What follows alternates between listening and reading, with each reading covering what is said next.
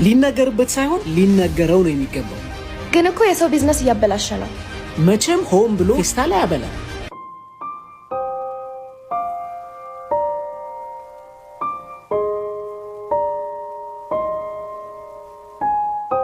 ምን ነው ልጆቼ አልጣፍጣችሁም እንዴ? ኖ አባባ በጣም ቆንጆ ነው። እርስዎ ነው ሼፉ? አዎ የኔ ልጅ፣ በአባት እጅ የተሰራ ምግብ እኮ ባይጣፍጥም ይበላል። ኧረ ይጣፍጣል አባባ። እንደውም ለቆንጆ ምግቦት ይችን የያዙ። ባርኮት እኮ ምን አይነት ትንሽ ባዕድ ነገር ሱፑ ላይ አግኝተንበታል። የሆነ ስህተት እንደሰራው ታውቆኝ ነበር፣ ግን አትፍረዱብኝ ልጆቼ።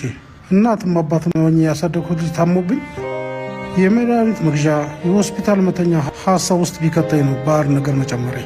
ስራዬን እንኳ ተረጋግቼ ልሰራ አልቻልኩም። እናንተም እግዜር ይስጣችሁ፣ ገመናዬን ደብቃችሁ ጥፋቴን ለእኔ ነገራችሁኝ እንጂ ላለቃይ ብትነግሩት ኖሮ